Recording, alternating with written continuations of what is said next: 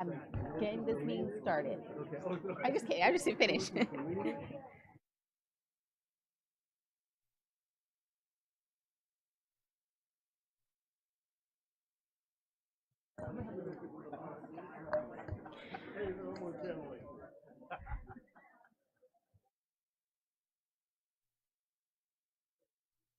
All right. We're going to get started here shortly. If you could please have a seat.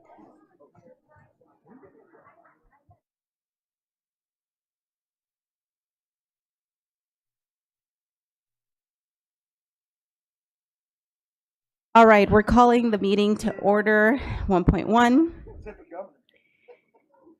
1.2, Pledge of Allegiance, and I'm going to go ahead and ask Ms. Rosenblum to lead us in the pledge, please.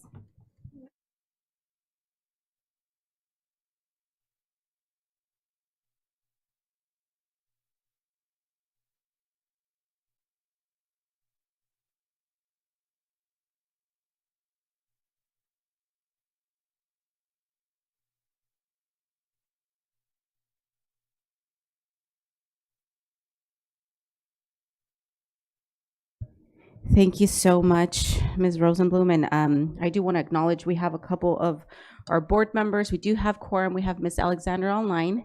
And then the three of us, I know a couple are running a little bit late. And then one is had an emergency.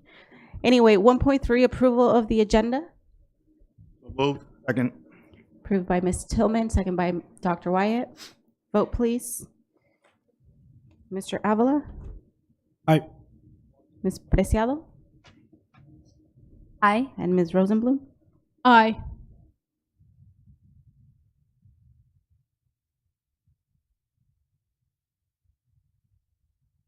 Aye.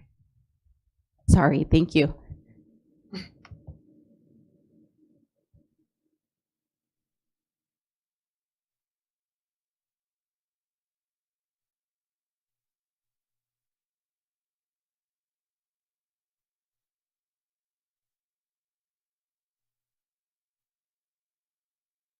Motion passed.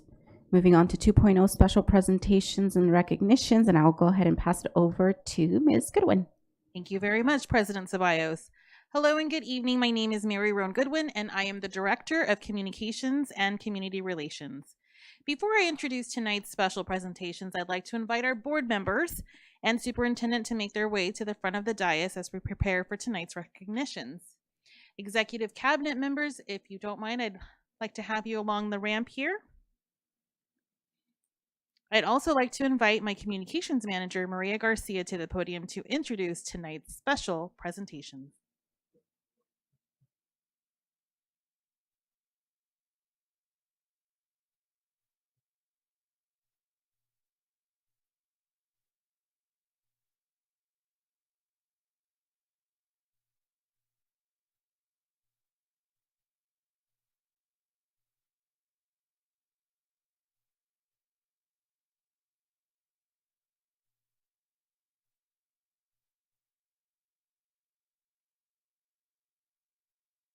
Good evening, audience. We are very happy to have you join us for tonight's recognitions. We're going to start by calling forward Cajon High School Principal, Dr. Chris Jackson. Please join the board and superintendent at the front.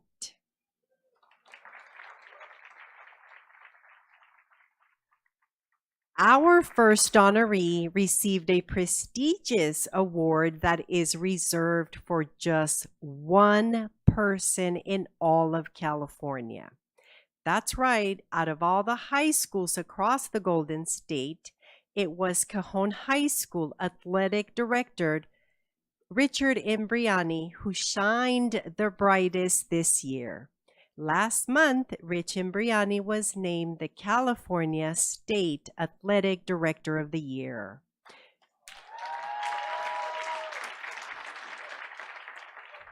Mr. Imbriani, please come on down. I think that Rich Imbriani certainly deserves another round of applause.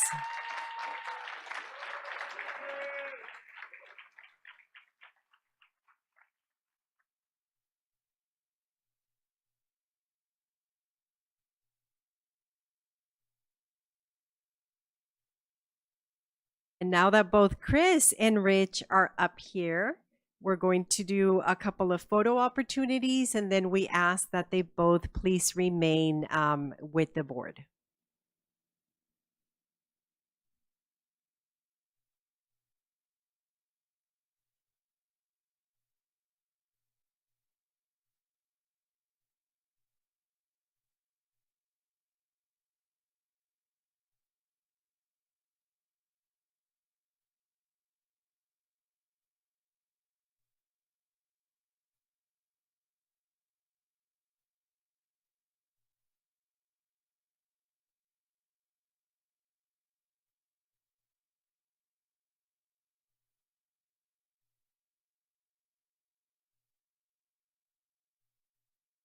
Congratulations to our very own Rich Imbriani.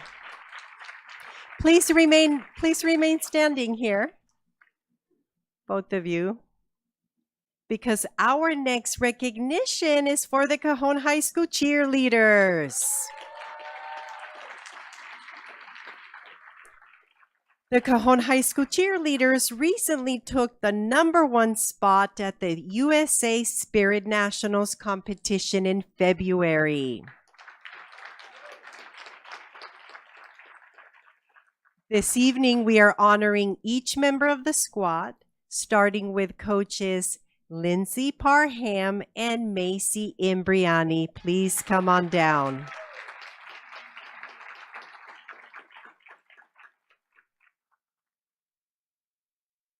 And cheerleaders, as I call your name, please make your way to the front using the same path as your coaches. Each of you will receive a special certificate of recognition from our Board of Education and Superintendent Arellano. We're going to start with Daisy Dateweiler.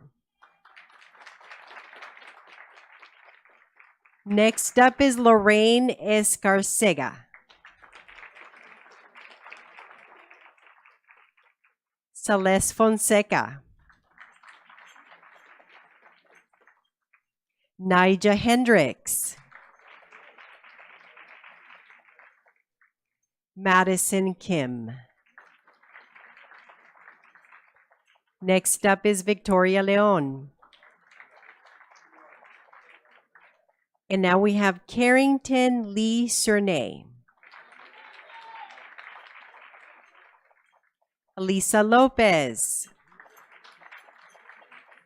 Lillian Missick. Sofia Mota. Devin Norwood. Heidi Pelayo. Jaden Rivers. Adeline Wheeler. And last, but certainly not least, is Maya Williams. And Mary Jane Pimentel is also with us. Let's give it up for the Cajon High School cheerleaders.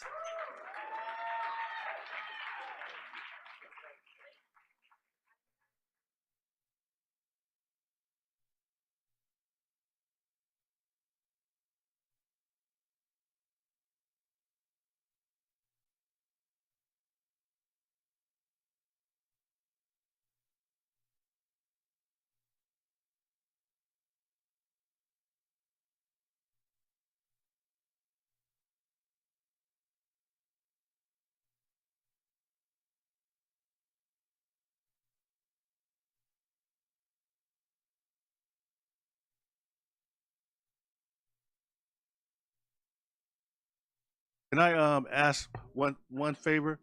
I know you guys got your jeans on and your stuff, but you got to do something just to liven the place up. Just give us one little yell or something, right? After the picture, okay? You got to do something. Thank you.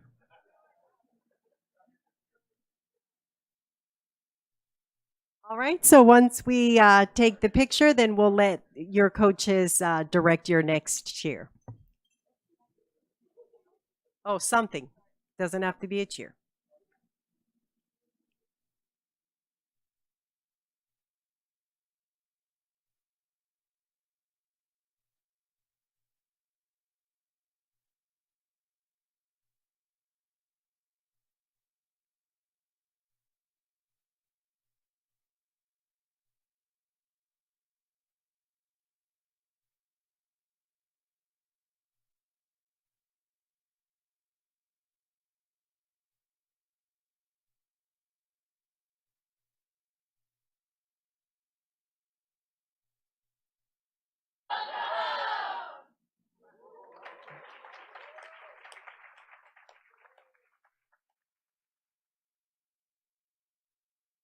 Let's hear it one more time for the Cowboy Cheer Squad as they make their exit. Thank you, members of the board, superintendent, and cabinet. At this time, you will return to your seats on the dais, please, for the remainder of our special presentations. Was that the cheer?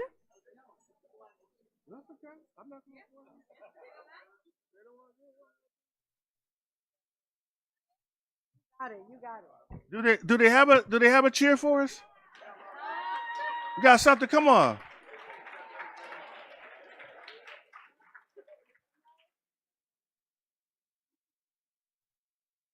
Down front, so we can be on TV. You can leave your certificates right there.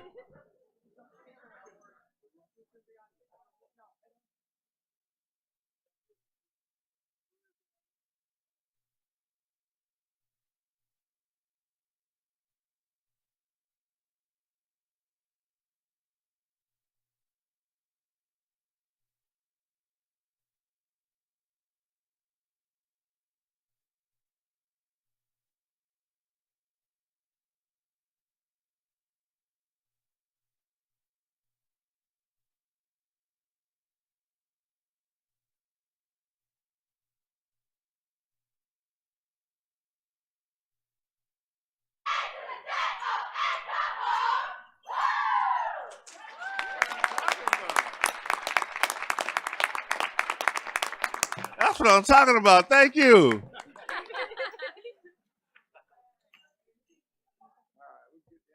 That's right, audience. Wherever you look, whether it's in our region or across the entire state of California, SBC USD is shining bright. Let's give it up one more time to our amazing honorees. In just a moment, Assistant Superintendent Dr. Sandra Rodriguez will be introducing tonight's remaining special presentation, which focuses on this year's achievements, insights, and skills gained by members of our Student Leadership Advisory Council, better known as SLAC. Good evening, Dr. Rodriguez. The floor is all yours. Thank you very much. We are extremely excited in Student Services to have a program that cultivates our students' voice and helps them to capture the power that they have. We have about 45,000 students who come to the school district, and so it's important that we are able to include them in the decisions that affect them. At this time, I would like to call up our student representatives from SLAC, which stands for Student Leadership Advisory Council.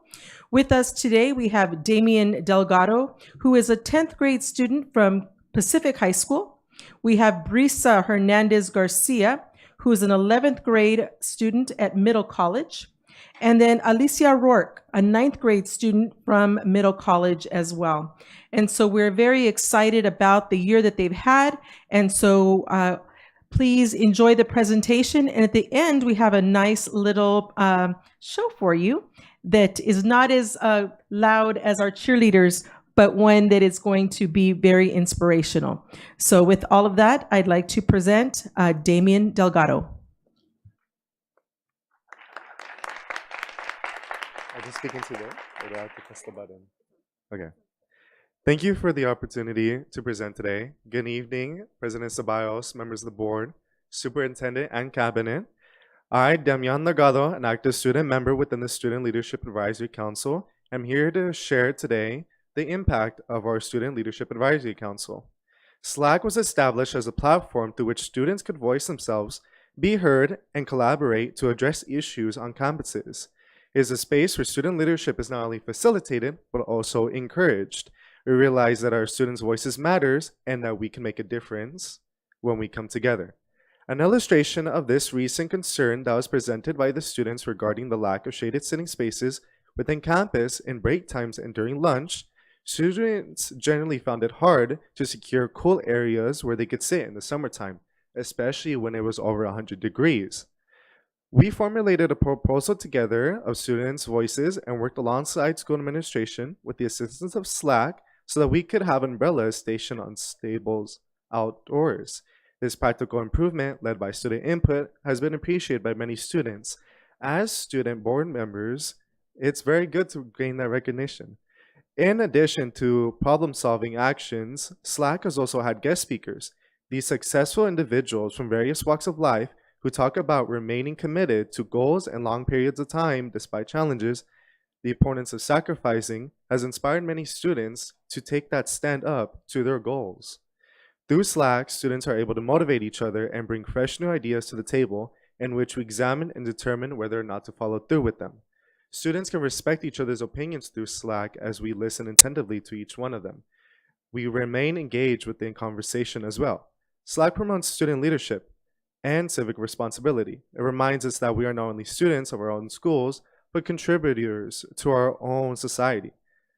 And for that, I'm so grateful that SLAC has prepared me for the various paths I have future in my life. Once again, I thank you for being able to represent my school, my people, and the voices that matter the most to me. Thank you for your time, and I hope to see you once again. I will be passing it on to my fellow council member. Good evening. So, as Damien had said, I am also a member of the Student Leadership Advisory Council. So I wanted to speak a little bit about what SLAC has done, just like Damien had What's your said. name? Oh, my name is Alicia Rourke. Thank you. So I wanted to speak a little bit about what SLAC, or otherwise known as the Student Leadership Advisory Program, has done. So as Damien said, it's here to empower student-led voices. We're always told that we're here for the kids, right? We need to hear student voices, and that's exactly what SLAC promotes. SLAC allows people to learn the leadership skills that they need to actually allow for their input to be put and to be listened to. My personal experience with SLAC as a freshman in high school, I think it has been wonderful. I've held leadership positions before, whether it be being vice president of mock trial or vice president of well-known speech and debate, extracurricular activities that I think are crucial to students' learning. But I pretty much thought I might have known it all. I was wrong. As soon as I joined SLAC and I went to those meetings, I was taught by, as Damien said, by other inspirational and motivational speakers, and even other people that are presenting. I've learned wisdom that I wouldn't have otherwise known if I hadn't joined this program. For example, when it comes to Kevon Lee, I remember he stuck out to me so much. His speech basically centered around the theme of never quitting. Now I wouldn't consider myself a quitter, but it's because I learned that skill. But also the 10 types of leadership that we have learned. It includes stuff such as delegative leadership, or also servant leadership, and also authoritative leadership, and so on and so forth. I thought there was only one type of leadership, and that wasn't well defined for me until I learned all of those skills as well. So when it comes to my personal experience, I also believe I was taught to be able to collaborate with my peers. Within SLAC, we promote collaboration on these topics that I'm talking about. And I believe, actually, I know that for students that are going to join SLAC and will join SLAC, they will have the same exact skills and learning experiences they could be provided. Now I will pass this on to my other fellow council member, Brisa Hernandez.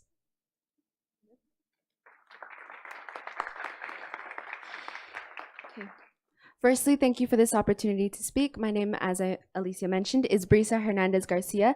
I am a junior at Middle College High School, and what I would like to say about my own personal experience as someone that has been a part of the Student Leadership Advisory Council is that it genuinely does, as Damien said, promote leadership and civil responsibility. For those that want to take it a step further, they then have the opportunity to become student board members, but ultimately, as someone who is just in SLAC as of right now, what it does teach and promote, one thing that has ultimately stuck out to me specifically is when we had our guest speaker, Ms. Sylvia Juarez, speak to us about the 10 types of leadership. As someone who is very active on my school campus in multiple positions of leadership, I thought the only way to do things was authoritarian because that is what I was used to. But being introduced to those 10 types of leadership ultimately has taught me that there are different ways to interact and work with different groups of people, and that ultimately shows a true leader, being able to be not just one type, but multiple types. And for those that want to take that leadership skill a bit further, they have the opportunity to be a student board member, as some of the people here today are. And with the help of Mr. Enriquez, a teacher at Middle College High School, they created a video in order to showcase that story that shows that SLAC not only is the foundation of these leadership traits that become skills, but shows their story as student board members, which hopefully will play soon. Thank you.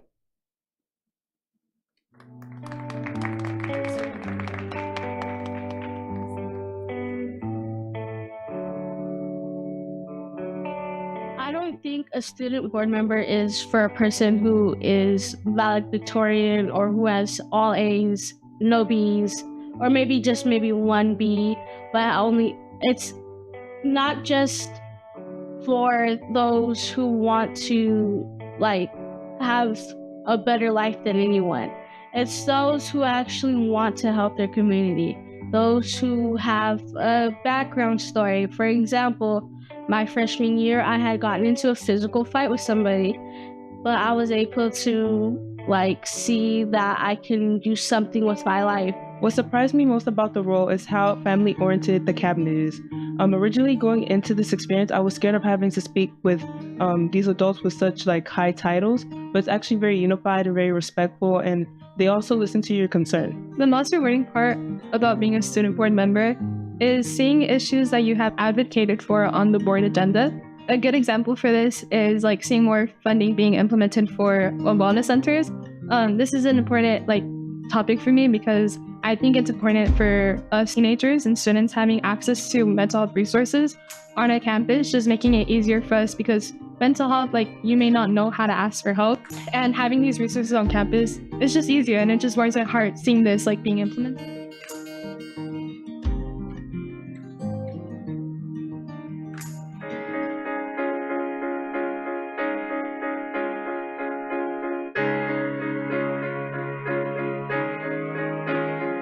Prior to being a student board member, I was often scared or nervous to speak up and voice my opinions or ideas. But through my experience of becoming a student board member and being a student board member, I have learned the importance of speaking up. And when I found that when I spoke up and I gave my ideas, others could resonate with my beliefs or my ideas. And then with that, they're able to lead them into pursuing different activities or different movements or ideas that they also want to pursue. Another moment has been when I personally did a report for the student board members, and I talked about how middle college needed pathways. All the other public high schools have many different pathways that involve with medical, sports medicine, and Adobe. So I decided, hey, middle college should really have pathways as well. So I wrote up a report, I brought it up to the Board of Education, and now a few months later, now middle college has a pathway known as Adobe. Through my experience of being a board member, I have gained the leadership skills of communication and time management. Communication in the form of interacting with different members of my community. And it's not just about listening to them, but genuinely hearing their concerns or their perspective. And then time management. I am a full-time IB International Baccalaureate student. And going back from being a student and a board member, you have to learn the importance of time management and knowing how to break down your time so that you accomplish everything you have. Student board members draw the bridge between the student voice and the Board of Education. So what that really means is just bringing in the student perspective, the student experience at the actual schools, because the board members are making all these decisions, but they don't know how they're actually being implemented or what's the actual student experience. The way to do that is getting involved on campus, getting yourself involved in ASB, in clubs or sports, and just talking to your peers and getting to know what issues they're facing or what are they happy with, because that will help you know what to bring in at the board meetings. So a typical board meeting starts off by reviewing the agenda. The agenda has different topics from student safety to pathways to different budgets and even policies. From there, the different board members do their public comment. Me, I also give the report. The report might have student input or my initiatives that I want at my school. From there, we also receive public comments from other people. And once the meeting closes, I give my report back to my school so that they also know what had happened from the previous board meeting. What a typical board meeting seems like. For starters, I want to say how we only have one board meeting per month. Because there are 2 meetings per month and there's 8 student board members, you only receive 1 meeting per month. The board meeting usually starts at 5:30, but student board members are required to arrive around 5:15. This is where the current student board members like to hang out and eat snacks. Then the meeting starts at 5:30, and depending on how many items are on the agenda, you spend 1 to 2 hours at the dais, and then the cabinet goes into closed session.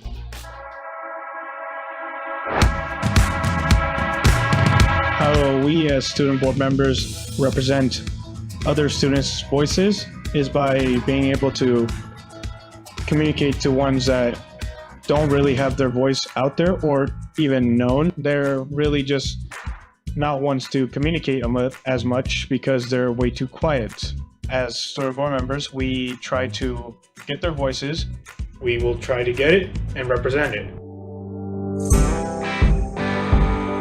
As a student board member, it's very crucial for students to be able for their voices to be heard. A couple ways that I ensure that my students at my school are heard are from engaging with PAC, which is the Principal's Advisory Council, SLAC, which is also outside of my school, but it's from various different high schools and middle schoolers.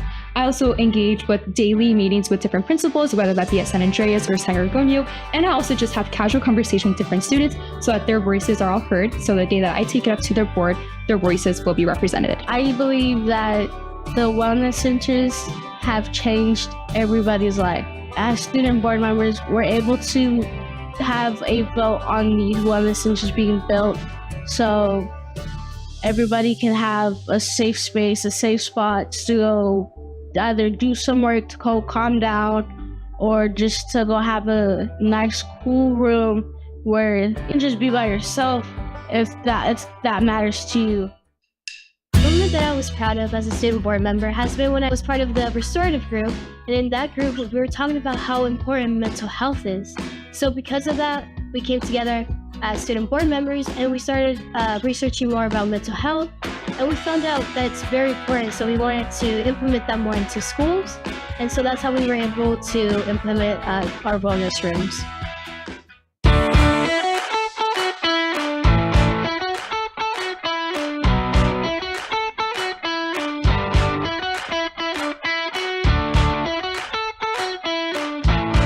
One of the most exciting trips as a student board member is the AEC conference. My first year as a student board member, we got to go to San Francisco, so we flew up there. Our first day there, we were able to explore the city, go on the trolleys. We had some free, every meal was free. And then the second day was actual business day where we went to the conference and we met with students from all over California who are also student board members. And there they teach you how to be a student board member, so don't be afraid when you're applying for the position, you will be prepared. My favorite memory as a student board member was our team building day, where we began our day by going to Cafe Capri and we learned fine dining etiquette. And then after that, we went to an escape room where we competed against the board members. So it was the board members and then it was the student board members at different escape rooms. We did end up losing, but it's okay because we learned the importance of working as a team.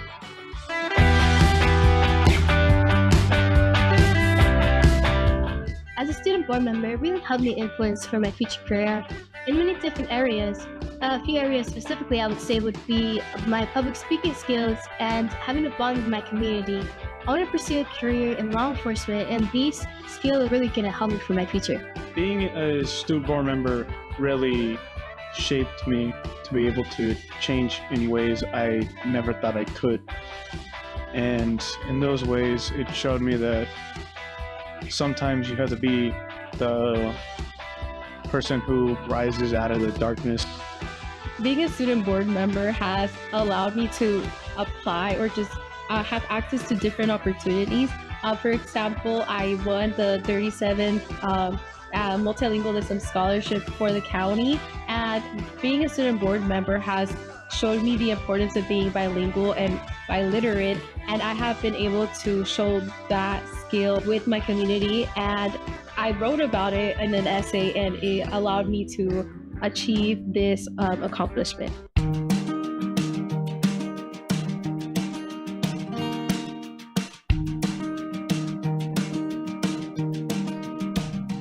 So what I would say to the future generation student board members is to be you, be bold, and be authentic. You never know the impact you can have on your school and even in the district. So most importantly, be you and just take a leap.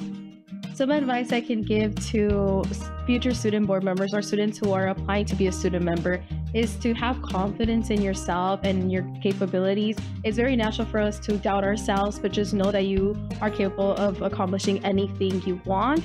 And if you are truly interested in this role, know that you can go and reach out to different members in your community, such as your teachers or your counselors, where they can therefore connect you to different people who can help you apply to be a student board member. The thing I would say to the next generation of student board members is whenever you feel like anything is going the wrong way, like it's spiraling down, try to be that hope that rises and brings it all the way up so it could be better.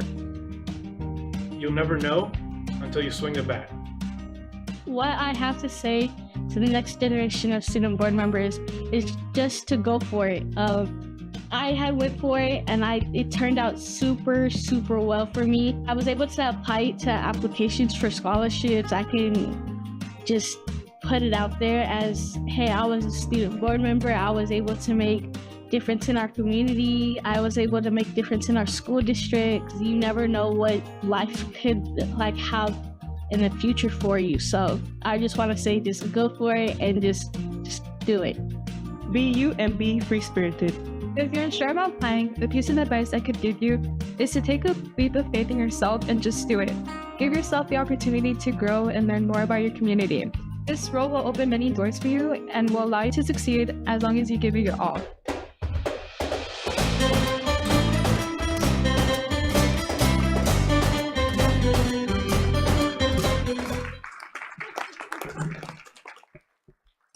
Wow, wasn't that amazing? You know, I think one thing that really stuck out, one of the student board members said, it's not about just listening to what people are telling you, specifically students, but it's genuinely hearing what they have to say.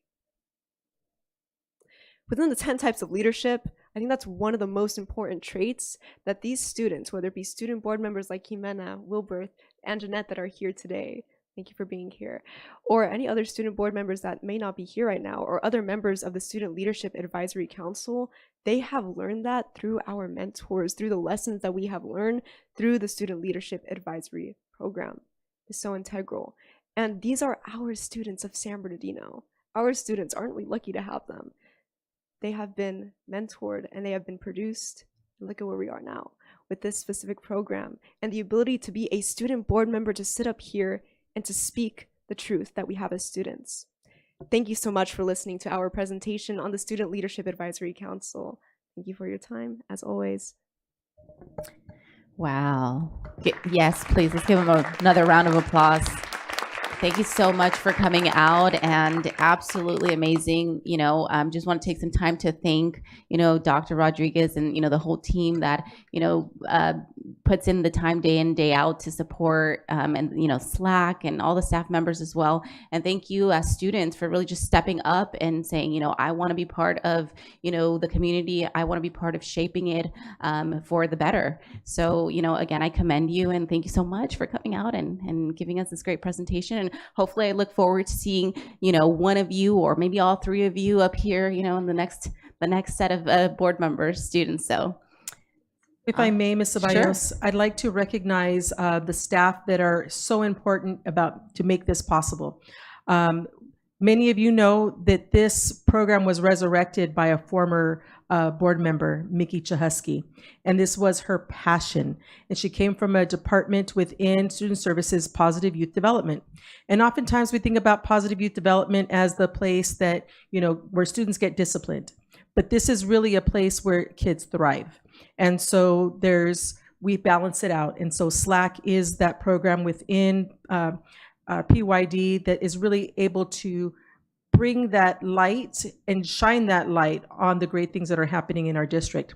So I'd like to acknowledge our advisors. So we have Sylvia Aguirre, who's here with us today. And then Dr. Baikendova. So the two of them We meet to discuss the plan and what we're going to be doing for the year.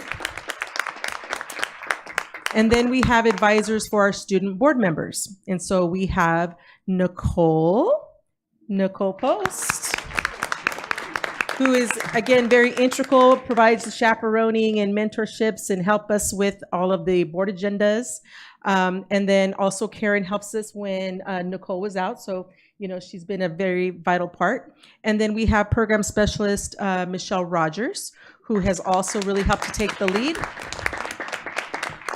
And then prior to that, we had Mr. Ken Martinez, who was also part of our team. So this is an excellent program, and it produces wonderful, wonderful students. They are a microcosm of our district.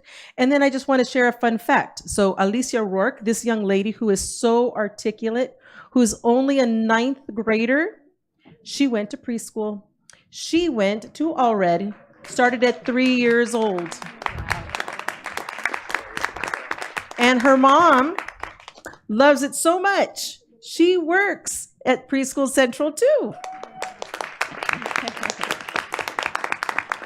So it just really kind of comes full circle, right? And so, you know, we work together to benefit our students. And you can see today just the richness and the beauty and the grace and the confidence that these kids have. This is San Bernardino, and they're the faces of San Bernardino City Unified School District. Thank you. Absolutely. Thank you so much again. And if I may, I know Ms. Chahusky, like as you've mentioned, you know, was really passionate about this, was, you know, her baby. I know that as board members, we had talked about it and we had made suggestions. I think in the past there was only a couple, I want to say maybe 2 board members. And I know that the board had agreed, no, we want at least 1 per board member. And then we landed on, well, let's get some alternates. So we expanded it because we wanted to really expand opportunities for all, but it was really Ms. Chahusky that came and took that and put it out there and made it happen. So again, you know, big thank you. And I know that last year, as it was mentioned on the video, she did an activity with the board members to kind of, you know, break the ice with the board members and things like that. Unfortunately, I was not able to. So if we can kind of keep that going and send an invite, I don't know if all board members could attend all at once or maybe we alternate, but I would definitely like to see that incorporated this next year and me personally be invited. So Absolutely. Thank you. Absolutely. Awesome. Thank you so much. Thank you, team. Appreciate you.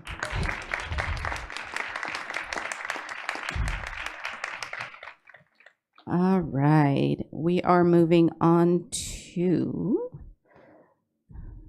varsity cheerleaders. Okay, 2.4, resolution in recognition of National School Nurse Day, and I will go ahead and ask Mr. Avila if he can read that for us. So again, that's 2.4.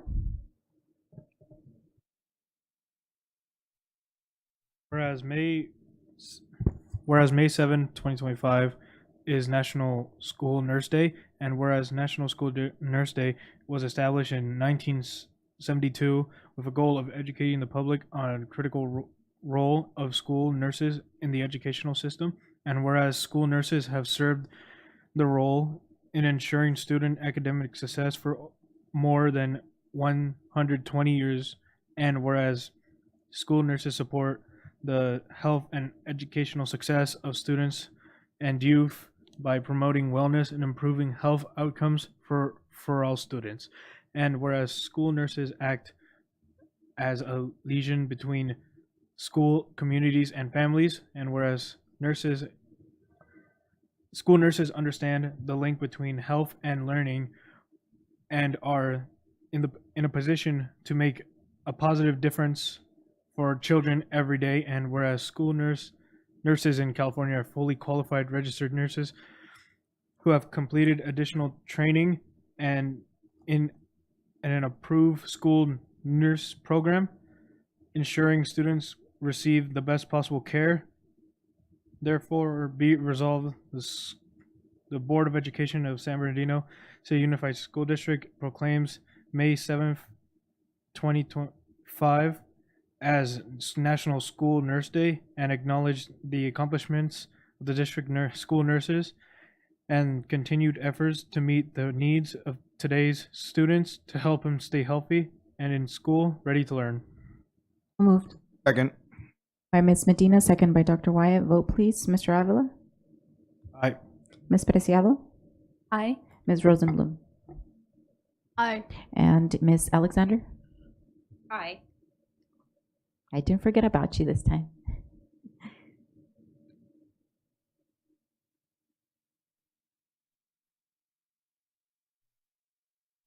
Motion passed. 2.5 resolution in recognition of California Student Mental Health Week. And I'm going to go ahead and ask Ms. Preciado if she can read that for us, please. Whereas Awareness Month and May 5th through May 9th, 2025 is California Student Mental Health Week. And whereas the early identification, intervention, and treatment of mental health and behavioral issues are important for healthy student body and school community. And whereas researchers have found the rate of mental health disorders in children and youth has steadily increased over the past 2 decades. And whereas students' mental health often goes unnoticed, and research has shown that adverse childhood experiences have lasting harmful impacts if not addressed. And whereas schools, through their unique role in serving children and youth, have an opportunity to address student health early and effectively. Therefore, it be resolved, the Board of Education of San Bernardino City Unified School District hereby proclaims the week of May 5th through 9th, 2025 as California Student Mental Health Week and acknowledges the importance of student mental health and recognizes year-round attention is paramount to the health and student and success of students. Motion, please. So moved. Second. Moved by Ms. Medina, second by Mr. Tillman. Vote please. Mr. Avila? Aye. Ms. Preciado? Aye. Ms. Rosenblum? Aye. Ms. Alexander? Aye.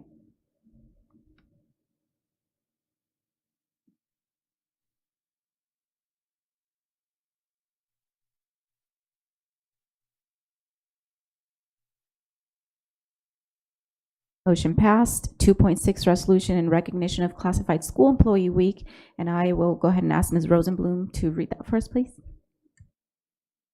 Whereas in 1986, California Senate Bill 1552 established the third week of each May as Classified School Employee Week to recognize the vital contributions of classified employees.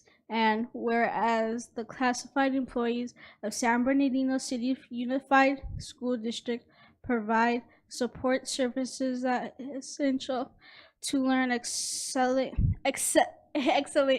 teaching, sound administration, and high student achievement. And whereas classified employees support and enhance the educational process by performing vital service, including clerical, office and IT support, interpretation services, food services, building and ground maintenance, and many other functions. And whereas classified employees are committed to making sure that the district shines by responding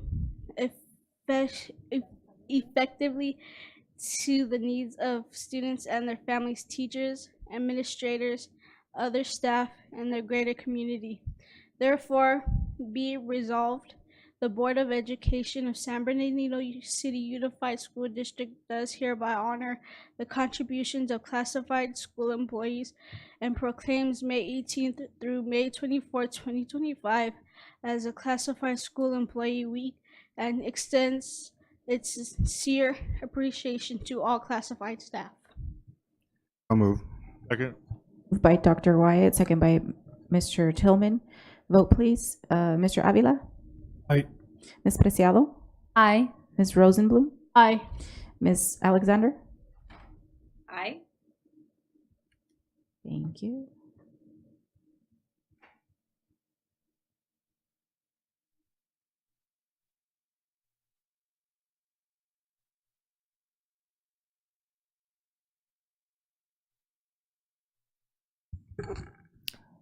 Ms. Bios, is it not coming through? Could you just do it by roll then? Ms. Medina? Mr. Tillman? Aye. Dr. Wyatt? Aye. And aye.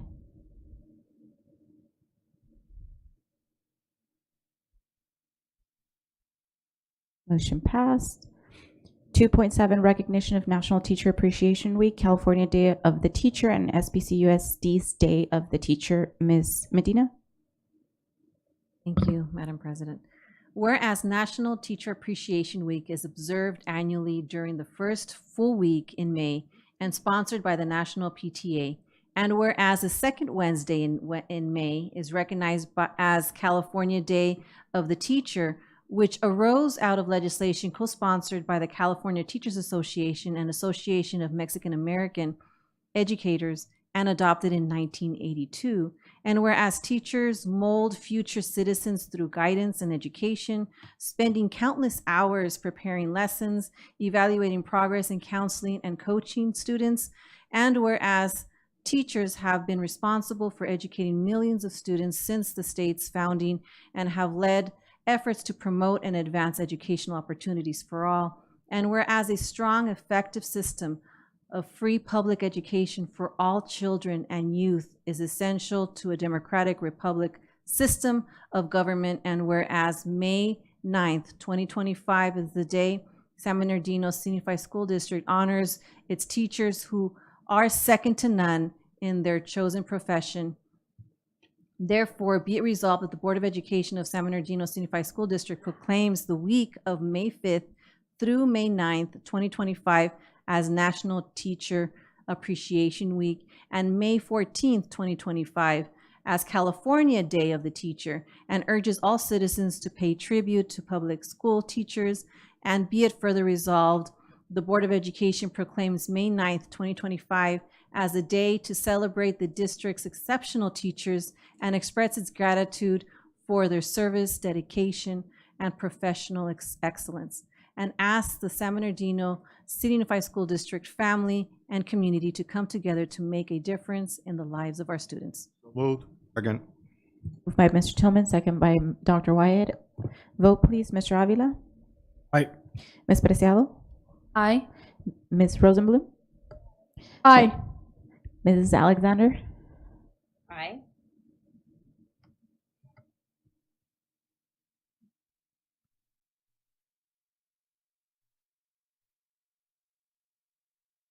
Motion passed. 3.0, public comments. 3.1, receive public comments. This is the only time the public will have an opportunity to address the board on items not on the agenda and within their subject matter jurisdiction, such as district policies, procedures, programs, services, or fiscal matters. Public comments are limited to 5 minutes per person. 6 or more people who wish to speak on one topic will be provided no more than 30 minutes total.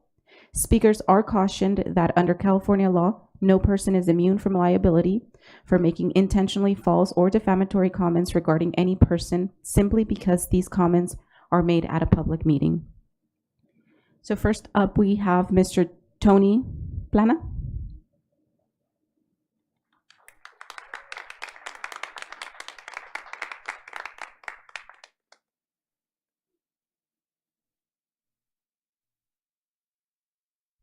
Thank you. Thank you, Bruce. Nice to be back in my second home, San Bernardino. So hello from New York City. I always get this order wrong, but I want to acknowledge the board, the superintendent, and the cabinet. Was that right? Yes, thank you. So after listening to those student representatives and leaders, I feel completely inarticulate. And I've been a public speaker for a long time. I just have one question. How can I become a student board member? I want to go to San Francisco.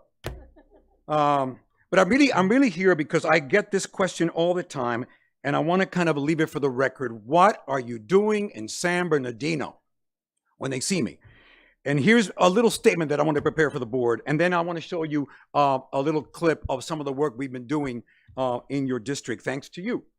I have long advocated that the transformative power of the performing arts must exist at the core of the educational experience.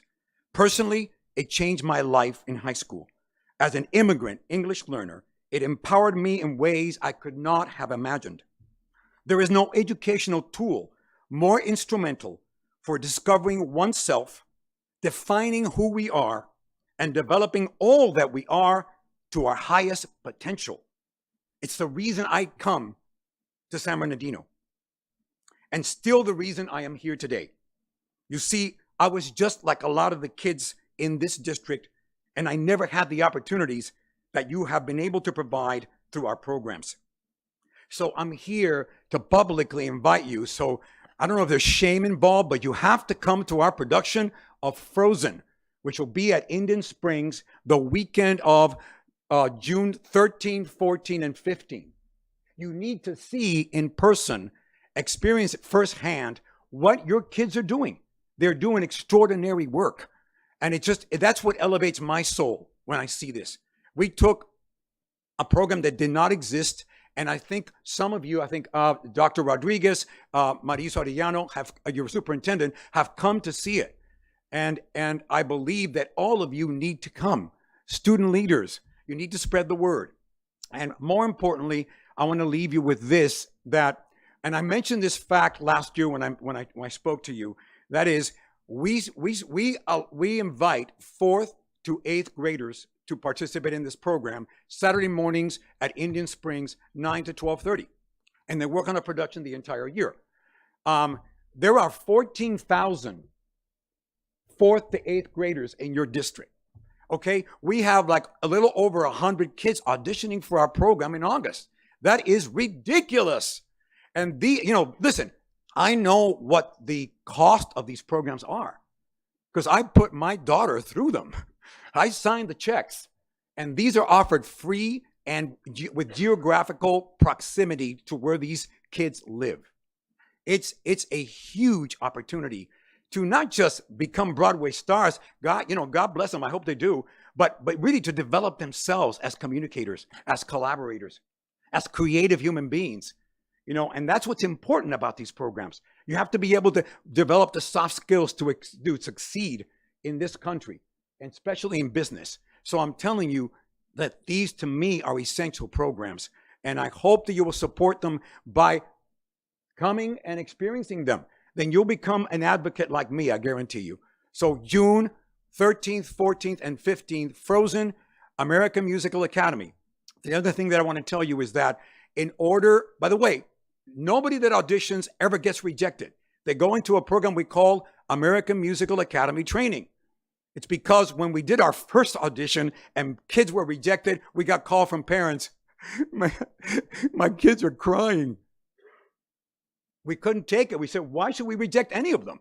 Let's spend time developing their talents, and they'll be ready to audition for the main production and eventually become a part of it. So that's why I'm saying this summer we offer AMA, American Musical Academy. It doesn't mean American Medical Association. So just make sure you get that right. It's AMA, to love. Okay, it's much better than American Medical Association. So we offer summer programs training these kids to audition in August when they come back. So it's essential. If you have any kind of inclination, or if a kid that you know is shy, encourage them to come. We see kids blossom like nobody's business every day, all the time, all year. And it's just a wonderful opportunity for these kids. So I want to see you there. And I'll be there, and I will be taking names and holding you accountable, I hope. So thank you. I want to show this. This is a clip from last year's shows. We did Finding Nemo, American Musical Academy. We did also Moana at the middle school level. And we also did Seussical with our virtual academy. We did it all virtually with green screen, shot at the black box. And I want to thank Indian Springs High School and the principal there, Rosario, who really has been very helpful in making this possible. So please, David, can you? In the big blue world, wonderful sights to see. In the big blue world, this is a place for me. What's waiting out there, we can never know. We're ready to, so ready to go. Oh, the things you can think, any thinker who thinks can come up with a few. Oh, the things you can think a trip on a ship to the river of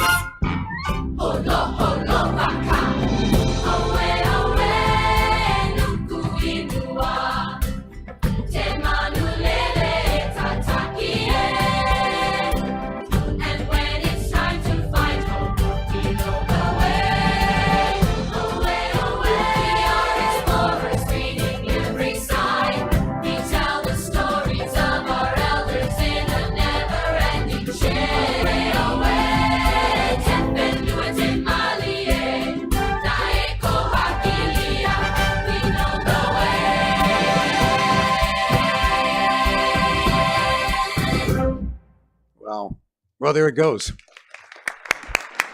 Thank you.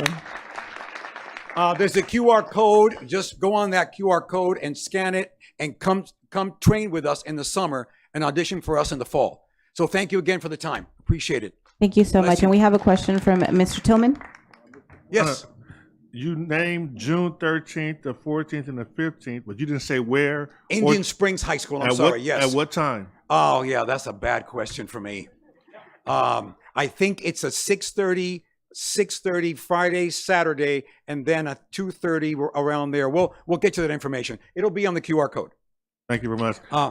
Yeah, but it's that weekend primarily because we're doing it after school, so we have more time in the theater. Now, the video, is this an advertisement or is this posted somewhere on a website? No, it's just, a reel we put together for you to look at, That was to very, encourage you to come. That was very impressive. So you might want to start doing the video too, because Maybe that we was will. nice. I'm looking for different platforms in order to screen it, so more kids can come with more, and more parents can encourage your kids. By the way, we our Broadway Now program is selling out at the Indian Springs High School every weekend with the programs we perform there.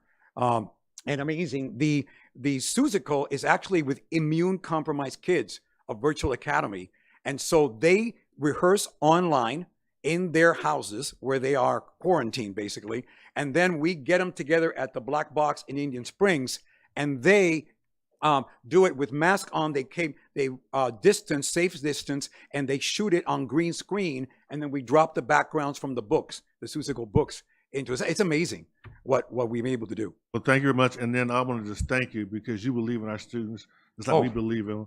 We have a great team here that's going to support you 100%. Thank you. You know the superintendent is behind you 100%. Thank you. So whatever we can do to make it bigger and better, that's what we want to do. Yeah, and you know you'll what? see me there either the 13th or the 14th or the 15th. Yeah, so please I'll be there. come and help us spread the word. I want more kids to take this opportunity, take advantage of it. Anyway, thank you very much. It was 5 minutes, right? Thank you. I just want to also say, another commercial. This is one of the quality programs that we offer in our EXL program. And so this program runs pretty much every day at different schools as well as Saturdays. And so again, because of the work that we have, it expands students' opportunities. We want to have the same opportunities for kids in San Bernardino as they might have in Beverly Hills or, San Francisco. Means should not be the reason why kids can't participate. Are the only district that has this comprehensive a program in your elementary schools and middle schools in terms of performing arts pathways, because that's what I believe in. They got to be ready for high school. Your high school productions are going to be incredible in a couple of years when these kids graduate. So thanks again for your support. Thank you. Thank you so much. And I would agree with Mr. Tillman if we can, make sure that gets somewhere on our website and we, promote it some more so that more students can take advantage. If we can do that. Thank you. Next up, we have Ms. Olga Cervantes Sotelo. And we need an interpreter.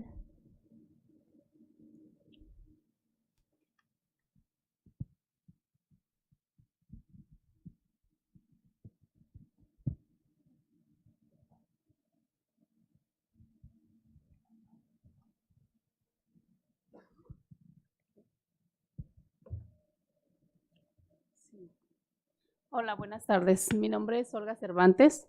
Soy mamá de un niño del distrito escolar. Mi hijo está en la escuela Orbita Elementary. Hace unos meses.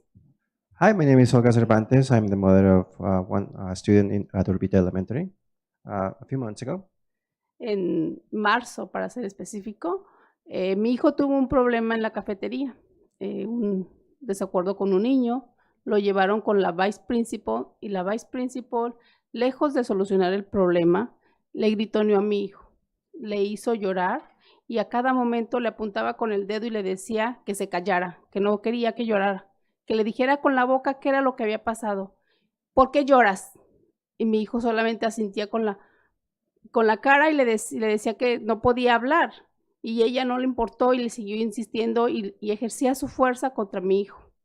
Me dirigía con Miss Applegate a su oficina y quise hablar con ella y no me dieron respuesta. Su secretaria. Okay. In March, to be exact, my son had an altercation, an issue with another student. They were taken to the vice principal's office, and apparently my son was yelled at. He was being pointed with a finger to a point where he couldn't actually speak. I went to talk to Mrs. Applegate I wanted to talk to her about this issue, but I got no response. Me dirigí con su secretaria y su secretaria me dijo que le iba a hacer saber lo del problema. A los 2 días me llamaron de la escuela para poder hablar conmigo acerca del problema que había habido. No encontré ninguna solución, solamente el director me dijo que iba a hablar con la maestra y que iba a buscar algo, pero yo le pedí de favor que yo quería hablar con la maestra para saber qué era el punto que le había dicho hacer explotar de esa manera a mi hijo. ¿Por qué lo había tratado de esa forma? Hasta ahorita no he encontrado ninguna respuesta. Volví a ir a la oficina de Miss Applegate sin ninguna respuesta, diciéndome su secretaria que le iba a hacer pasar los mensajes. Y ni Miss Applegate ni la secretaria me han dado ninguna respuesta para yo poder hablar con la vice principal. Okay, when I spoke to the secretary, she took the message and she told me that they would reach back to me, but none of them did. Then I got a call a few days later. I got a call from the principal. I wanted to talk to me, but I mentioned to him that I actually wanted to speak to the teacher to know what exactly happened and why. But I could never do that. Then after that, I wanted to speak to Mrs. Applegate's office. I left a message with the secretary again, but I didn't get an answer from any of them, from the secretary. Ayer todavía tuve una comunicación con su secretaria, lo cual le dije que no, que yo quería hablar con Miss Applegate o con la maestra, la vice principal, para hacer saber qué es lo que había pasado. ¿Por qué esa hazaña contra mi hijo cuando ustedes hablan que cero bullying, cero maltrato? Y no nada más ha maltratado a mi hijo esta maestra, ha maltratado a más niños y nadie nos hace caso. En la mañana, ayer me llamó la secretaria del director diciéndome que si quería una reunión con él, cuando con él no tuve respuesta. ¿Para qué quiero una reunión con alguien que no me va a hacer caso? Yo quiero que ustedes me den una solución en qué se puede hacer en estos casos cuando ustedes hablan de que protección al estudiante, cuando con mi hijo no la tuvieron. Hablan que como maestro nos están ayudando con nuestros estudiantes, cuando con mi hijo no la han tenido. ¿Qué es lo que yo tengo que hacer? Poner una orden de restricción hacia esa maestra, dirigirme y abrir un caso con algún abogado. Ustedes denme la solución, porque yo no estoy dispuesta ni un día más a estar con estos momentos de que haya maestros y ejerzan la fuerza sobre los niños. Okay. So yesterday again, I talked to the Mrs. Applegate secretary, I wanted actually to speak again with Mrs. Applegate. I understand the district always preaches the zero bullying at schools. I got a call again from the principal telling me that he wanted to speak to me, but I said, why now? You didn't want to speak to me before. So what do I need to do? Do I need to open a case with a lawyer? What do I need to do to have this handled when the district always is saying that they don't allow these types of behaviors? Todos los lunes, mi hijo, la pregunta siempre del día es, en la mañana cuando se va a la escuela, hijo, que te vaya muy bien, te va a salir un día grandioso, te va a ir muy bien, y me dice, mamá, y si me encuentro a la maestra y me dice cosas, ¿qué le digo? ¿Qué le digo yo? Que se dirija con el director cuando el director no le hizo caso, que se dirija con su maestra cuando su maestra tampoco entendía ni sabía ni lo que había pasado, la maestra ni por enterada hasta el día de hoy de lo que sucedió.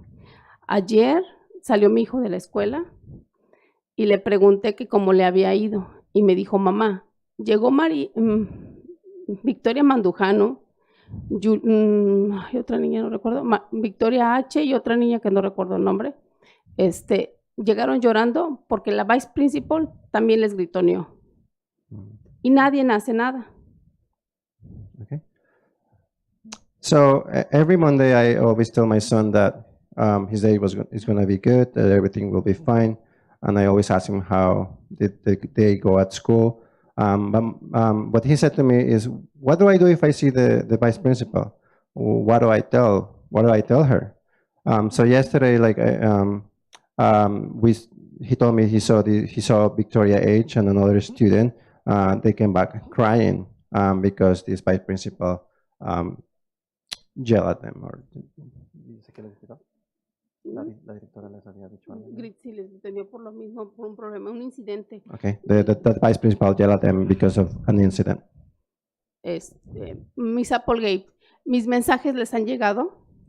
Ms. Apple, has you received my messages?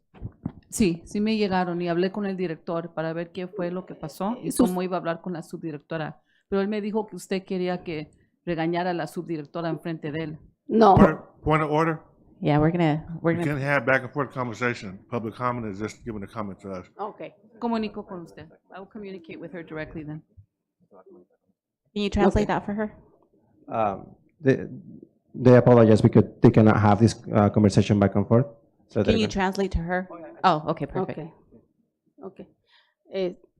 Yo le preguntaba a Miss Applegate que si su secretaria le había dado mi mensaje. Yo no quería regañar a la maestra. Yo quería que me dijera la maestra y me diera armas para yo regañar a mi hijo acerca de la situación cuando ella me lo hizo llorar. Yo ya no tenía armas para llamarle la atención de algo que había hecho mi hijo mal, porque ella ya lo había hecho llorar.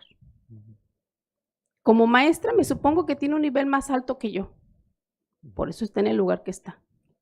So I was basically asking Ms. Applegate if she got my messages because I wanted to speak to the teacher to know what was the justification for, not the teacher, but the vice principal. What was the justification for her to yell at my son? So I can actually speak to her. But since she already made him feel that way, I couldn't do that again to him. Yo quería que ustedes me dieran una respuesta en qué es lo que se puede hacer. So I wanted from you an answer on what could have been done. Vuelvo a repetir, no estoy dispuesta a esperar un día más sin que no me den una solución el día de hoy. And I repeat, I can't wait one day more without having a solution. Quiero una reunión con la vice principal y con el director. Y si alguno de ustedes puede estar presente, se los voy a agradecer. I would like a meeting with the vice principal and the principal. And if any of you can make this happen, I will appreciate it. Is that all her public comments? Sí. Okay. Yes. So I just want to take an opportunity.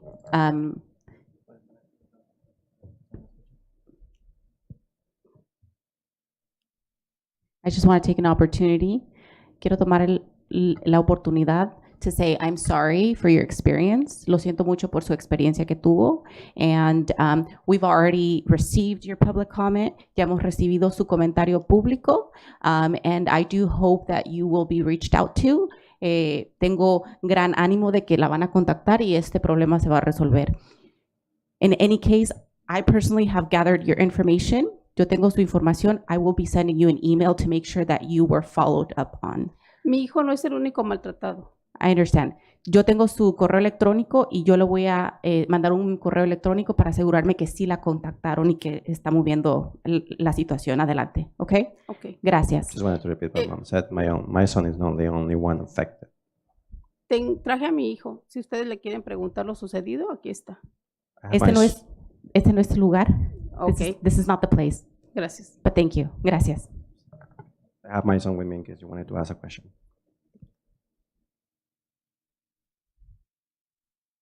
Okay, next comment, Jamie Munoz.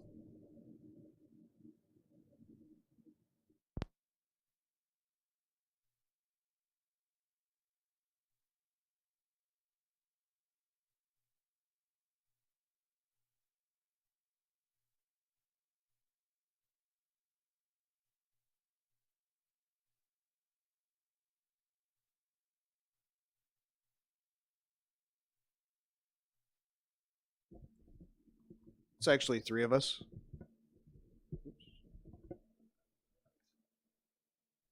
What's the name of the other folks? Bashirs and Castellon. Okay, got it. right. So it's 3 minutes each. Or, I'm Okay. sorry, 5 minutes each. And there's a separate one for me as well after, or another one that I submitted for a different thing. So unless it's an agendized item, then you would get an additional 5 minutes. But if it's not an item that's agendized, you still get one comment for 5 minutes per person. Okay, even if it's a separate topic? Yes, it's public comment. Okay. So, my name is William Bashirs. I'm from Salinas Elementary. This is Coach Munoz and Miss Castillon from the PE department, and also representing San Diego State, I guess. And we have some good news to report from Salinas about a running program, so I'll hand it over to Coach. Good evening, board members, cabinet, assistant superintendent. Hello, my name is Jaime Munoz. I am the physical education teacher at Salinas Elementary. Basically, I have a running club that I do at Salinas Elementary where I allow all students to participate. It's an inclusive program that promotes a positive school culture. It creates a powerful bond among students participating within the school, and it links all of our SBC, USD running clubs together in our community. This program teaches students transferable life skills such as perseverance, commitment, goal setting, and strengthens healthy fitness habits that will last a lifetime. Participants work at their own pace, and everyone has the opportunity to succeed. This year, I set a goal to have my school run a total of 7,020 miles. We have already surpassed that goal thanks to the class of Mr. Bashirs and another class as well, Mr. Lights. Thanks to them alone, these total miles are the equivalent distance from LA to New York City and back. In the end, what we are trying to get is just hope that these kids can stay motivated to live healthy lifestyles one day at a time. Hi everyone, good afternoon. My name is Viridiana Castillon, and I'm actually a grad student from San Diego State University, and I actually grew up here in this district. So I'm actually getting my master's in public health, more specifically epidemiology, and I decided to work with Mr. Bashirs on the impact that this running program has on students' educational outcomes, as well as physical and emotional well-being. So, how do I put this down? So the CDC actually recommends that students aged 6 through 17 get 60 minutes of moderate to rigorous activity a day. Now, this may happen. We have actually noticed an increase in sedentary lifestyle in students now in the classrooms. So during my research that I did, I found that students that actually participated in Mr. Bashirs' running program did have higher spring reading scores in comparison to the students who did not participate in the running program. So I found that to be extremely interesting. Mr. Bashirs also has a lot of parent involvement, and students actually get to have their parents come and run marathons with them as well, which is actually very important to involve our community and see what their students are actually doing.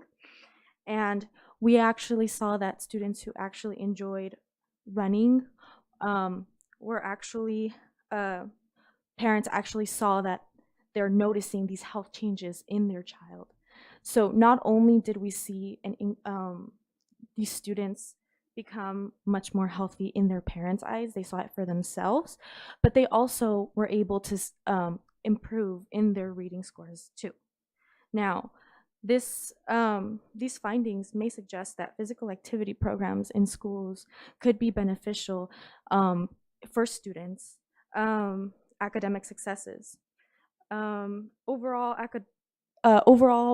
academic performance was also positively impacted in this program.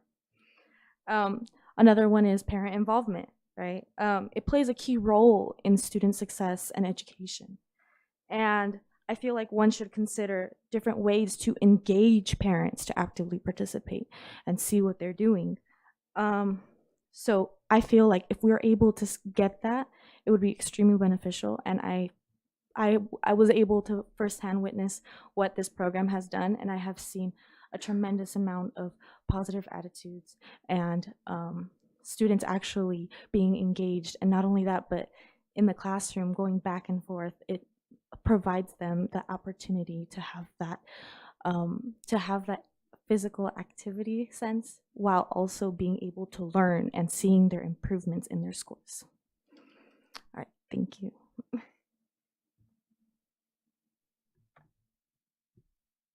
Do I have 5 seconds? Yes, you have about 4 minutes left. Okay. I'll speak really fast. We started this program last year, and like a lot of our programs, we try to create something that is near impossible and try to achieve past that. Some of the findings we found, running obviously improves health and cardiovascular fitness. 2 classes, it's not just me, it's myself, Mr. Light, Coach Munoz. The Marathon Kids running program's been very helpful in documenting the data. So we started last year, the kids could basically not run 1 lap. We worked all the way up to a 5K. We said, well, let's give the kids the challenge of doing a 5K on campus. Our kids have run about 7,000 miles so far. By the end of the year, it'll be about 5 or 6 marathons each kid has covered. As far as reading scores, you'll see the data there. The first bar graph or the first line graph shows that their run time on average went down 3 minutes. If you go to the back or you see their word count, it's probably the highest among most schools or maybe even in the state. The average, according to Accelerated Reader Renaissance program, most kids read 250, 300,000 words a year. I currently have 9 millionaires in my class. 2 are one just hit 2 million. Another one's about to hit 2 million. We'll probably get 2 more million. The class average word count is about 730,000 as of last Friday. I think one of the lessons, there's a couple of lessons. The first one, and one that was kind of shocking to me, is parent involvement. So the reason we actually did a 5K last year. We did a 4K this year. We're going to do another 5K, and you're all invited to participate. Out of all the runners that appeared that day, 1/3 of all the runners were adults and family. That's a pretty big ask for a 3-mile run, right? Parents were in pain, and it was good. Kids were in pain, and it was wonderful. They were able to achieve something past the pain. A lot of what our kids kind of miss, in my opinion, is a true, authentic rite of passage. This allows that to happen. Our relationship with pain is, in my opinion, one of the biggest predictors of success in life. And there's different types of pain. If you're a mother, you know the sacrifice, right? You know the worry of having a child. This is the type of pain that our kids have to endure and overcome, right? The Greeks had it right. Being able to challenge yourself physically connects academically. This year we're expecting, and the reason we're having another 4K is because the parents basically demanded it. They're like, we need more of this. So one of the big lessons is, can we connect? Can we have activities that really push families and kids together in a community environment to overcome something as a rite of passage? I have 2 minutes? Or 140, whatever. You have about 45 seconds left. You have about Oh, a minute sorry. and 40. Yeah, go ahead and take your time. Okay. If I may talk about a second topic briefly. We have a conceptual art show as well. That'll be at the end of this month. The best way to explain it is to tell you about the art. One of my students' father died last year, and she decided to reinvent portraiture. And what she did is she made a sunflower. And a portraiture is generally a picture of your face, right? Like the Mona Lisa. On the flower, each petal was a chapter in his life. He came from Mexico here to become a mariachi singer. He met his mom.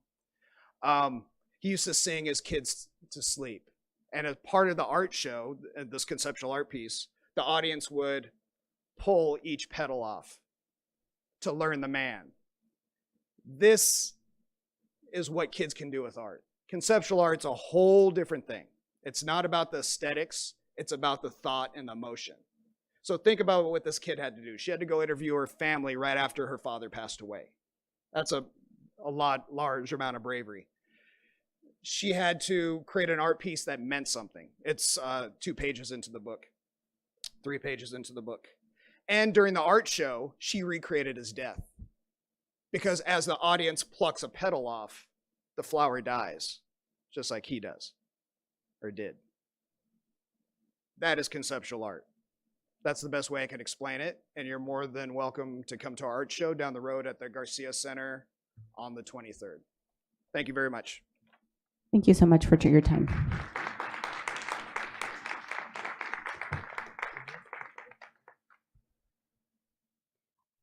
I have a question. I'm sorry. What time is it for that conceptual art? And then I don't know if you mentioned when the 5K event is happening. I'm sorry. The 5K will be the last week of school where those minimum days. We have to work out the schedule with the front office because we do it during the morning. There's a flyer in there. It'll be from 5 to 7 at the Garcia Center, like literally, I think, a mile away from here. Yeah, there's a flyer. And then the book covers the first 3 years of the conceptual art show. And it's called My Sunflower Dad is the art piece that's in there. That's about that. Perfect. Thank you so much. Thank you. Up next, we have Mr. Ray Culberson.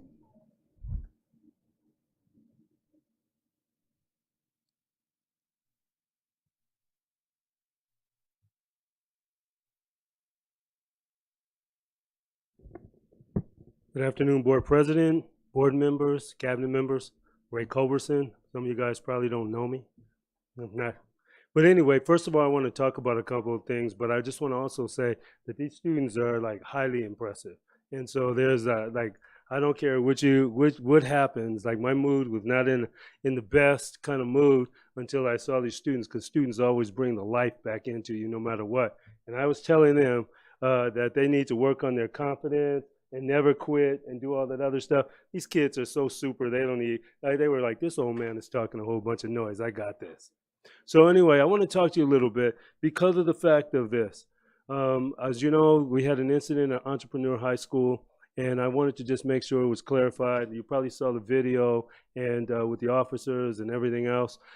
It wasn't a big melee. It was 2 students that got into an argument. One student was brought in the office. The other student was outside the campus and called their parent and their sisters to come. And so they would not leave, sending messages back and forth to the other student. So that's why school police was engaged in that particular event. We have things like this that happen all over in all campuses where parents come and they bring their kids and they're ready to fight. I think it's a moral outrage that we have to be aware of, because we can't move forward with school and education and all those kinds of things if we have that, because we want education to be available for all students. No matter what station they're at, whatever the problems are, we have to figure it out. But we can't have parents we have to find some way to engage those parents and deal with those parents who are bringing their kids there to fight. I almost want to call it Culberson's Law. You bring somebody to, you bring your kid to a fight, then you're guilty of a misdemeanor or something. Something has to happen. But I want to say this, is that there are a couple things. I started a lot of programs in this district, and I'm glad that the base was started, and now the fine-tuning is happening with kids. We started when there was no expulsion situations. We started attendance. We started restorative justice. We started like any other programs you can think of, and now they're enhanced with the student board members. But more importantly, we started building on strong relationships. And so part of that goal was to take school police and teach them PBIS and restorative justice and those kind of things. And we had all of those like situations happening with school police and the like. The reason why I say that is because a situation happened, school police came, all the intervening stuff was started just because someone wouldn't leave a campus. I grew up in San Bernardino, so I always stand firm for those people who stand firm for me. I look, if school police or any other police agency does something wrong, I say something. When they do something good, I say something. But they came to our aid to try to stop a situation in which a parent was concerned. And then the secondary issues happened. And I believe you got to stand up in some way to say, well, what happened was not right. And we have to find a way to bridge the gap with our kids in terms of, we know we got it, sometimes there's an issue with police, but you can't fight the police. Somebody's going to die. Somebody now, the next set of police officers are going to say, I'm not gonna allow a kid to pull my hair. I'll shoot them or I'll do something. And this is the outrage in the community. I'm more concerned because more people haven't spoken out about that portion. That portion is the key portion, because that's going to save lives. That's going to stop us from doing things that will become detrimental. We have to find a way to have a little bit of moral outrage about that particular point. Now, I'll fight anybody for your bad expulsions, your due process. I'll fight that. If it's, some kind of situation in which we know racism exists, but I don't let it bother me. I don't let it faze me. I just go through that particular process, and we go through that. But we have to teach kids and parents how to do it, because this tension is going to get worse, and it's going to get worse, and it's going to get worse. And my leadership has always been to start the next new thing. The next new thing that has to come out. This is, for me, the next new thing, and I take it passionately. But I also want to say, I still need school police to come to my school. I still need them. We have the MOU to do those kinds of things because we still need them. And so we have to stand and fix the problems that need to be fixed, and we have to find a way to do it. And I have confidence that this board will do it. And I'll say this, like in the early days, the way I started my work in the district was Danny Tillman had started a committee on suspensions before I got there. I just took the work and did it a little bit at a greater level. And so we always start with something. So let's start with something, and let's deal with this issue, because if we don't, the community is going to suffer. Thank you. Thank you. Up next, we have Dominic Gutierrez.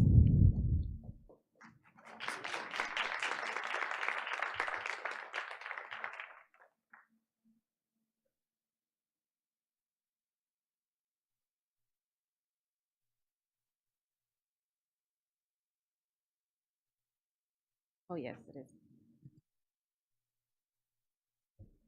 Good evening, Madam President Ceballos, Superintendent Ariano, and board members. Thank you for having us tonight. My name is Dominic Gutierrez. The kids know me as Coach Dom in the 61 golf program here in San Bernardino Unified School District. And we just wanted to come by today to, number one, thank you guys for your continued support with the golf program. We were told early on that getting kids in San Bernardino Unified City to golf is going to be like moving a mountain. And we're moving it. It's happening. Shout out to Tony. Earlier, he mentioned that this district has that youth program for the theater is like almost like it's renowned. No one else has that. We have something with the golf program here in San Bernardino that many other cities don't have at this level, but they get to receive the benefits of golf at a higher level. Golf is an aspirational sport, right? It kind of makes you feel like you want to put a polo on. It makes you feel like you want to be your best self, and you have to go through 4 hours of adversity to fight yourself in order to be better. Coming from this district, when I played golf in high school, it was you play high school golf, and that is your training in golf. You get thrown into the furnace right away through high school golf.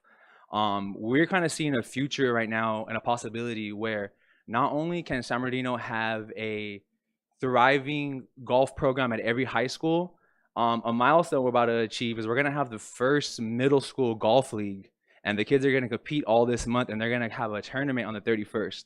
We went in the last 4 to 5 years from having kids who've never swung in a club to have the confidence to actually put their name out there and be represented at other schools as golfers. And they are scared. I see it every day at practice. They're so nervous. They're getting heckled by their friends, but they're showing the courage to do it. And it is, it's very rewarding to see, and it has a lot to do with you guys. It has a lot to do with the vision. I've been in San Bernardino my whole life. I love this city. I'm never going to leave probably. But to see the ideology that people have about San Bernardino and the things that we're doing right now with the youth in the city is very aspirational. It's very cool to see. So I just want to definitely thank you guys for all the help we've been doing here and the continued support. A milestone that I want to share really quick. We went from having only 2 high school golf teams, right? When I played at Purdue in 2009, the recession hit and all the teams got cut, right? It was a realistic thing to happen because coaches and teachers were begging kids to play golf, right? Because the students here just couldn't see that it was something they could do. They couldn't see that it was for them because of the color of their skin, because of the economic background, whatever it was, right? And now we're at the point where Cajon High School just got their first win in like 7 years. Not only that, let's do it, yeah. Not only that, but 2 of their students, a senior Caden is ranked #1 in CIF, and our own Andrew Soriano is ranked #4 in CIF, right? And there was a point, there was a threshold that came pretty soon where it was going to be a question whether or not golf would continue at that school and many other schools. And because of the support, there was a question of commitment from the parents and from the community, if it was even plausible or realistic to keep pushing this goal, down the line. And we just wanted to come here today with some of the parents and some of the students, and this is a small portion of the, we have 50, 60 kids coming every Sunday to the golf course to play golf. And so there's a lot more, but we want to just come here and say thank you and show gratitude and show that there is a commitment here to build golf in the city, and it is money well spent.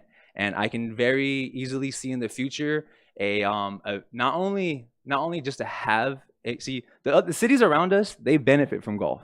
Golf is an aspirational thing that when you're a mayor and you have a nice golf course, we basically own a golf course. San Bernardino has Shandon Hills, and it's a resource that hasn't really been connected to. But because we're doing it and because we're taking these steps to really put effort and faith into these children, not only are we going to have a golf program, but I can see a future where we have an elite golf program, where we have something where people come all over the state, all over the country to go to Cal State San Bernardino. It's a great college. And then they take their education and they move and they go to Rialto and they go to Redlands and they go to Highland and they go out of this place.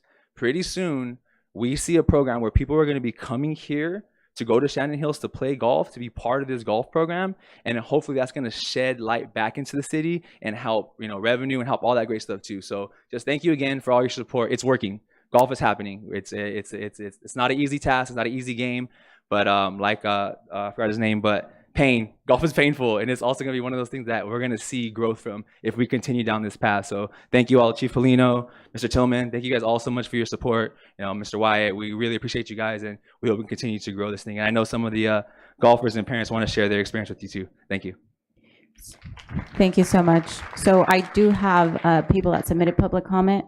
So I will call Gerard, is that? Oh, Jared, sorry.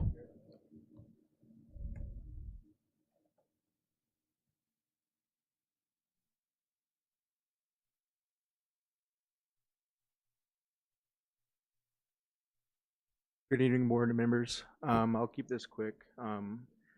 My oldest son, Jude, who's behind me in the white hat, he started golf about a year ago, and before that, he had a lot of behavioral issues. He's on the spectrum, and this has really turned his life around. And I'd hate to see him going to Cajon next year and not have a golf team there. So if we can make that happen, I'd really appreciate it. That's it. Thank you. Thank you. And did your son want to say a few words?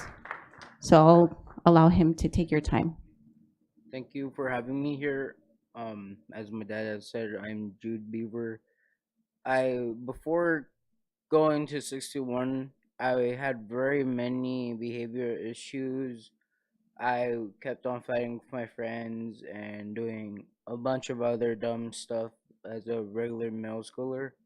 But Coach Dominic has been able to help discipline me, and golf has been helping me in a lot of different ways. And I hope that next year when I go to Cajon, I will have that opportunity to show other schools how very well a person and just someone who messes up really bad in life could just turn around quickly and just be able to show that I'm able to, for the golf program, we could be able to better ourselves in a way with the players, and hopefully we're able to keep going and golf will stay here in our school district. And that's it. Thank you. Renato Sanchez. Good evening, board members, assistant superintendents, Superintendent Ariano. I'm not really good at this, so I'm here to support the great program that you have going on. I have two daughters who have benefited from this. We're a great part of the community, and we have to continue supporting the greatness of the outcome of, especially this program. Many kids don't have the financial means of going out there and getting it. They provide a great program. Thank you, Tom, Larry, Coach Larry, thank you. They teach the kids respect, self-confidence.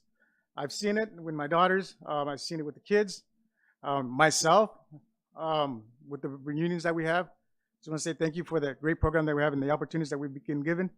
And let's continue doing a great job with it. And I appreciate it. Thank you very much. Thank you. And then last but not least on this topic, I have Miss, it's either Shayana or Shalana? Shalana, I'm sorry, Morales.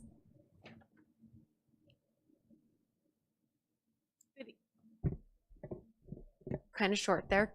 Good evening. I'm sorry, I get nervous when I speak. My daughter is a current 8th grader at Rodriguez Prep Academy. She has struggled a lot with emotional well-being as well as a sense of self, coming from a mixed family and a mixed home. And she struggled with anger issues as well as a young middle schooler. When she was in 6th grade, she met Coach Dom and Coach Damien, Coach Larry from Golf 61. And by 7th grade, we started seeing changes in her where she was coming out of her shell. She was more sure of herself, more confident. She is going into 9th grade this coming year, and she will be attending middle college. One of the things that I asked before signing up for middle college was, is Golf 61 there? We had the opportunity to move out of the school district, and we chose not to because we didn't want to take Golf 61 from our daughter. It has become an invaluable part of not only our daughter's life, but our family life. She attends the golf lessons 2 days a week, sometimes 3 at school. We get up every morning on Saturday to make sure that she takes the private lessons with Coach Derek. And then on Sundays, we're back at Shandon Hills again to make sure that she's there for group training and recap. It has not just become a thing to do. It actually, we give up different parts of our lives as parents and our only days off to ensure that our daughter is there because of the difference it has made in her life. And it was brought to our attention again about Cajon that they might lose their golf team. And even though our child will not be at Cajon, we beg you guys to intervene and not allow this to happen because, as Jude said, it teaches them discipline. As Dom said, it teaches them confidence. It teaches them sportsmanship, teamwork, togetherness. There's valuable aspects of being a part of a golf team that you take on not just into high school and college, but for the rest of your life. And for some of our kids, especially the girls' golf teams, this is their opportunity to get scholarships to go to college that they might not have. And those girls' golf scholarships are the #1 most unused sports scholarships everywhere in this country right now. So to allow Cajon to dismantle their girls' golf team, even their boys' golf team, takes away an opportunity for further education. That's all. Thank you so much. Mr. Tillman?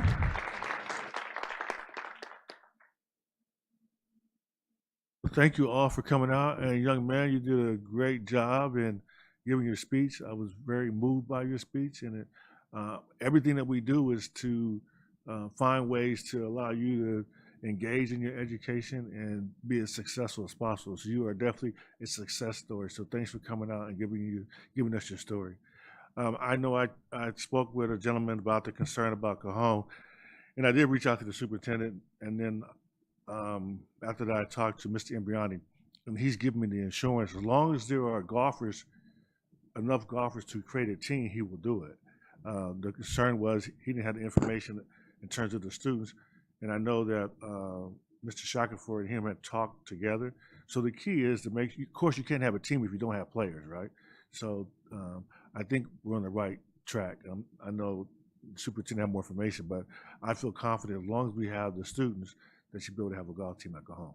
Yeah, actually, we actually got, for those who didn't know, we actually got the word from Mr. John Bryant that there will be a team next year, and it is happening, and it is due to the parents showing up and showing their willingness to be there for the students. So we actually are going to have a golf team.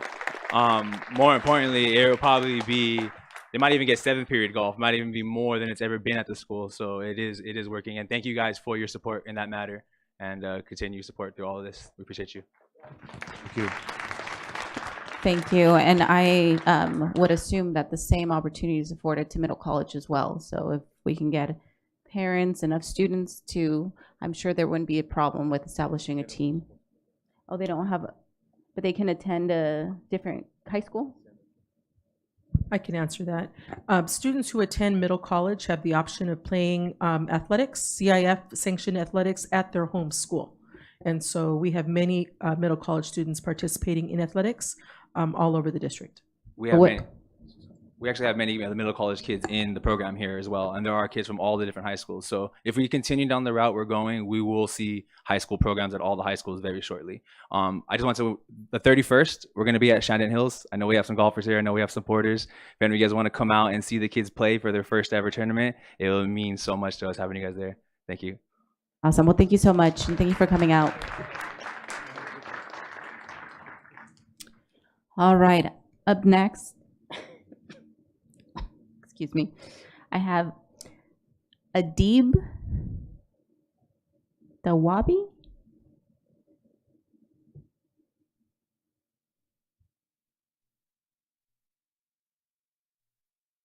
Did I say that correctly? Yeah.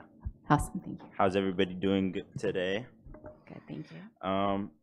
Good evening, board members. My name is Adib Dawabi, as she mentioned, and I'm here today representing over 200 students, parents, and educators who have signed my petition promoting ethical AI use in San Bernardino City Unified School District.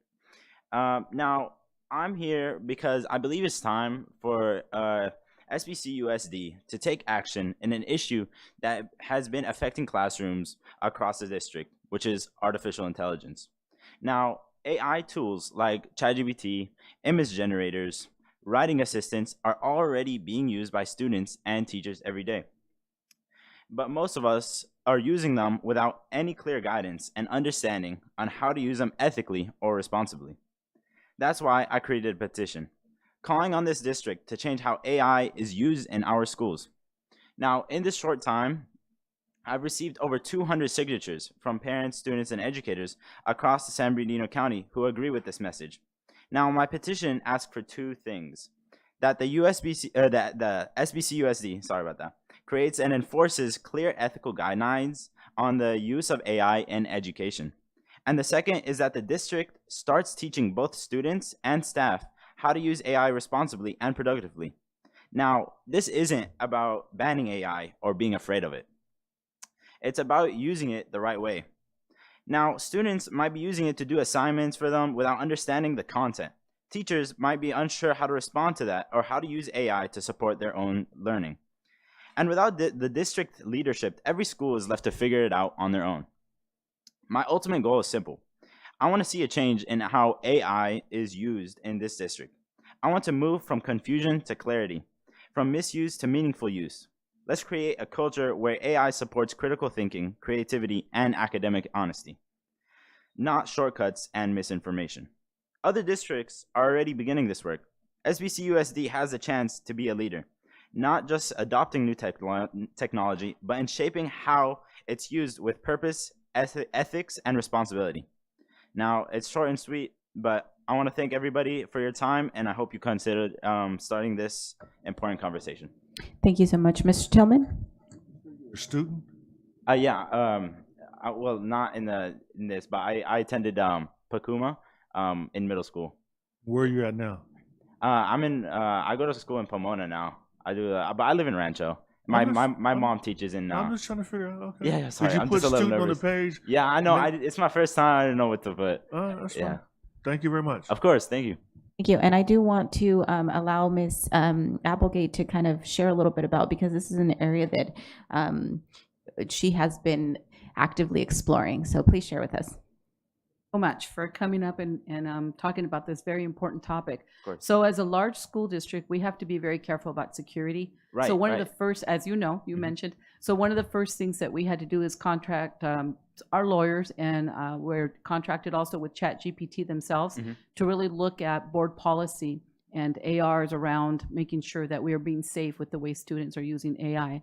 But we also have an entire department, our STEAM department and our educational technology department, both have now purchased a suite of AI tools, but we're also very careful because we want to make sure that we integrate AI in a meaningful way, as you perfectly stated, to make our curriculum more rigorous, more engaging. Yeah. And so we're starting out looking at writing tools so the kids can, do their essays, teachers can grade them ethically. So it is a complicated subject, but we are already piloting several programs, and we're making sure that we have the security needed in place as well as we go out. Because as you know, everything goes up into the cloud, and so we have to be careful about those kinds of things. But absolutely, there will be a rollout this coming fall. Awesome. We've already piloted in several schools, and we're actually going to meet with the board subcommittee to make sure that the policy is exactly what it needs to be as we move forward. But Perfect. you'll see it's coming fast. I know everybody is using it out there, but we're trying to get a good hold of it to make sure that we use it in a meaningful way. Of course. So, but thank you so much. I'm glad Thank you're you on guys top for of your it. time. Thank you. Thank you so much. And I have I don't know if you have a question for him, but Ms. Preciado? I was just going to piggyback on Ms. Applegate. So there's actually a district tech committee that I'm also part in.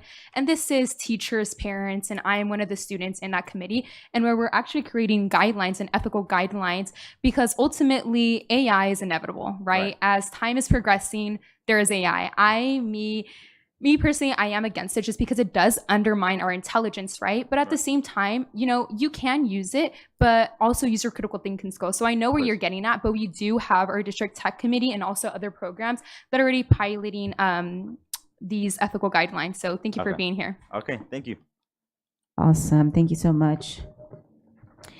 And one more comment, Ms. Teresa Huntz.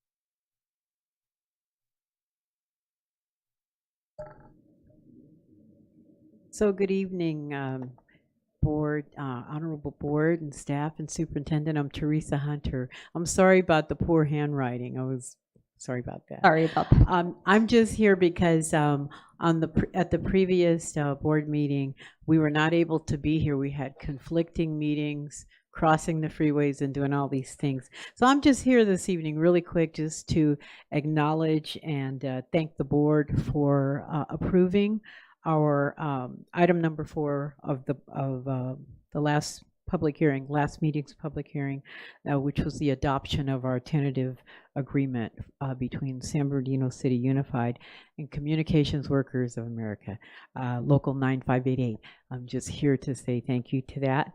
I wasn't able to make it last time, so thank you. Have a great evening, everyone. Thanks.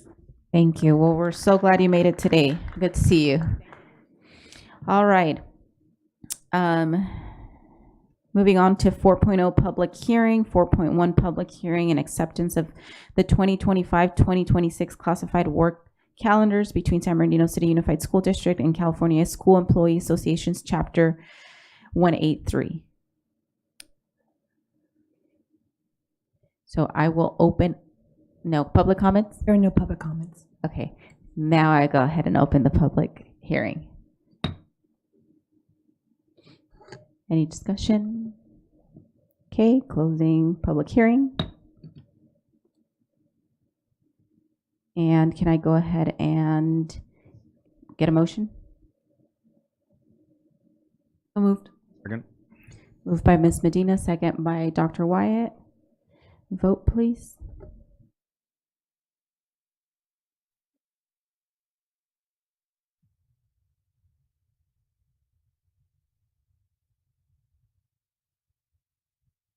Ms. Alexander?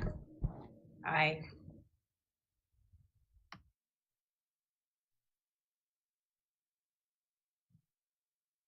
Motion passed. 5.0 closed session, 5.1 closed session public comments. Do we have any? We do not. All right, 5.2 closed session agenda. We will adjourn now.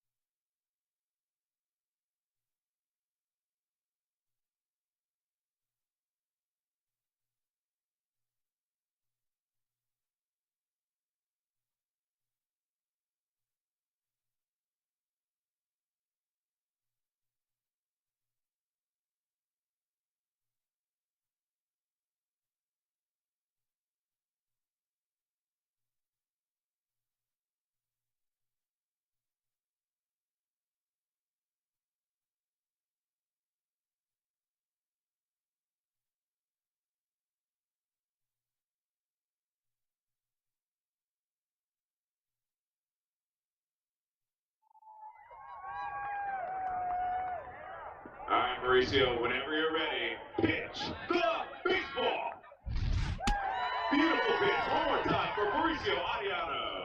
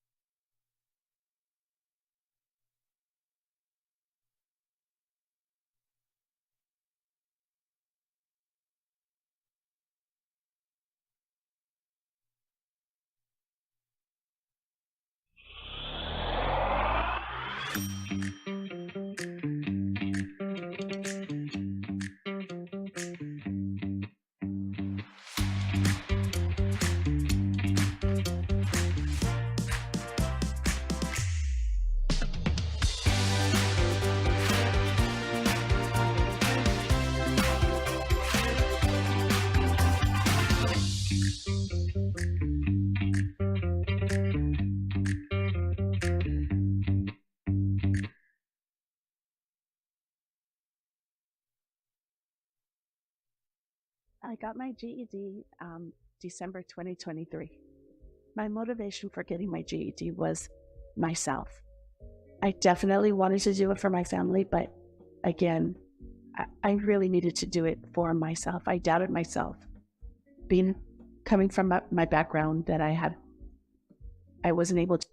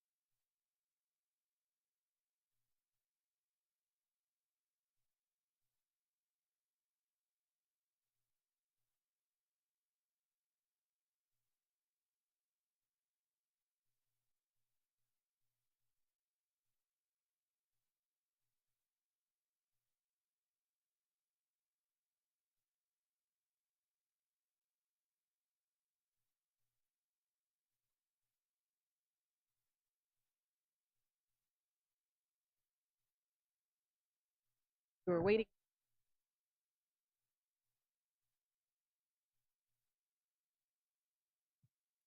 All right, we are coming back from closed session. 6.0 action reported from closed session. 6.1 be it resolved, the Board of Education approves settlement agreement LF-24/25-02 in the amount of $49,500. Move. Second. Moved by Mr. Tillman, second by Ms. Medina. Vote, please.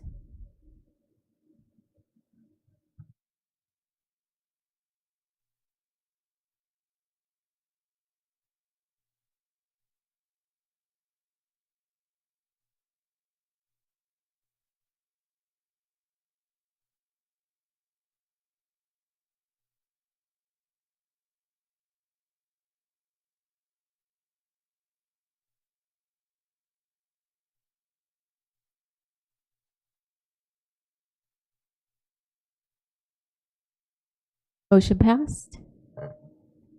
6.2 approval of revised job description benefits manager. The benefits manager, under the supervision of the risk management employee benefits director, coordinates the implementation of the district's employee benefits program, included but not limited to open enrollment, new employee benefits orientation, reconciliation of bills and statements, maintenance of master enrollment records, assistance to employees with claim problems, and selecting and negotiating benefit plans. Yep. Moved by Mr. Tillman, second by Mr. Santos. Vote, please.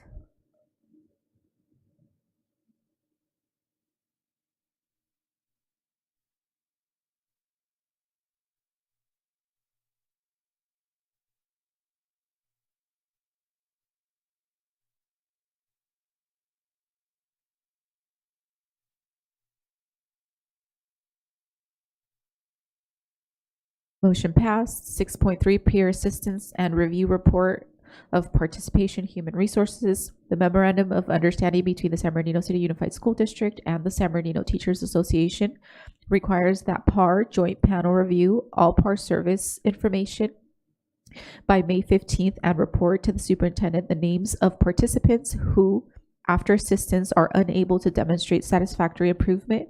The report is attached. Move. Moved by Mr. Tillman, second by Mr. Santos.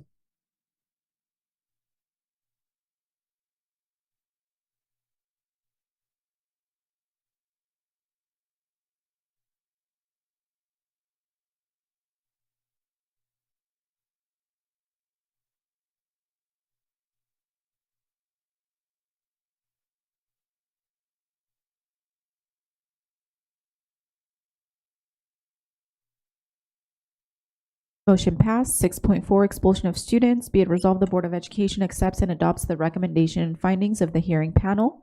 Based on the review of the panel's findings of facts and recommendations, and orders the expulsion of the following students with the identification numbers as listed below, in accordance with the board rules and regulations and in compliance with Education Code Section 48900.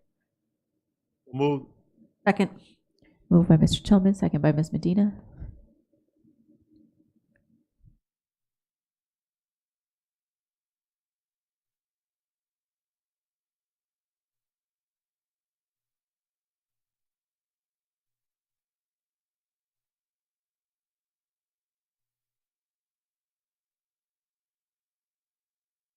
Motion carries. 6.5, students recommended for expulsion excluding mandatory offenses but remanded to youth court for other means of correction. Be it resolved, the Board of Education accepts and adopts the recommendation and findings of facts of positive youth development and orders the suspension or expulsion of the following students with the identification numbers as listed below, in accordance with board rules and regulations and in compliance with Education Code Section 48900.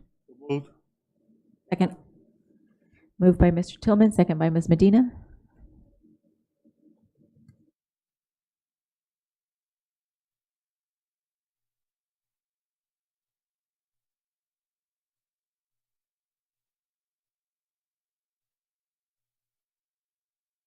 Motion carries. 6.6, petition to expunge, rescind sealing of record or modify youth court or expulsion. Be it resolved, the Board of Education authorizes expulsion and or youth court modifications, expungement, or rescinding of the following students with the identification numbers as indicated below to the schools of the San Bernardino City Unified School District in accordance with the board rules and regulations and in compliance with Education Code Section 48900. Moved. Second. Moved by Mr. Tillman, second by Mr. Santos. Vote, please.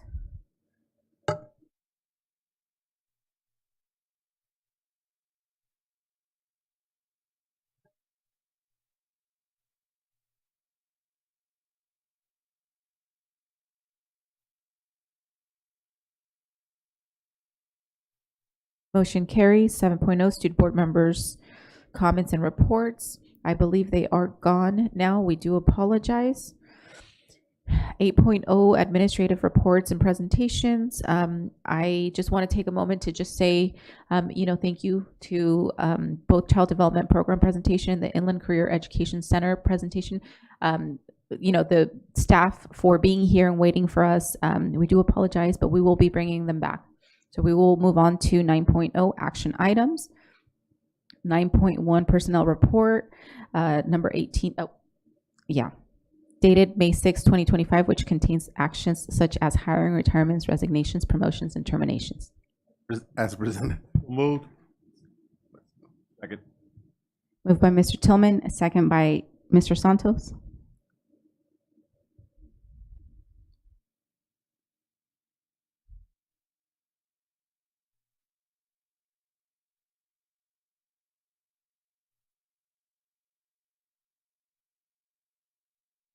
Motion passed. 9.2 resolution to approve revised procedures and criteria for evaluating qualifications and proposals for pre-construction and lease back construction services. Moved. Second. Moved by Mr. Tillman, second by Ms. Medina. Vote, please.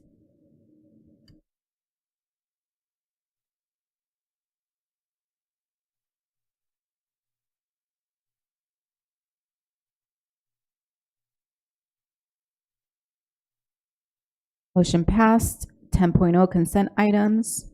10.1 approval of consent items.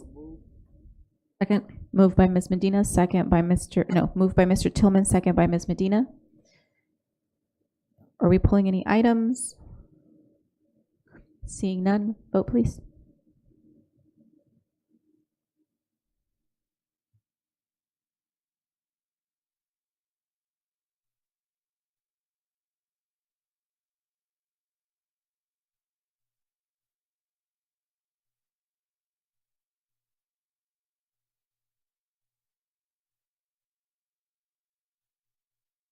Motion carries.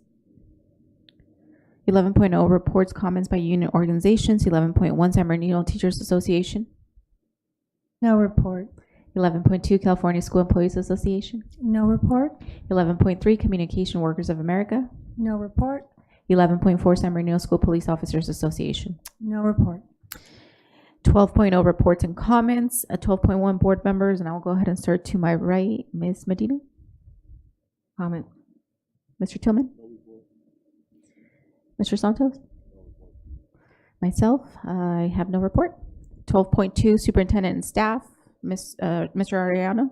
No report. Thank you. Awesome. Moving on to 13.0 Summary of Board Members' Requests. 13.1 Review of Requests. There were none.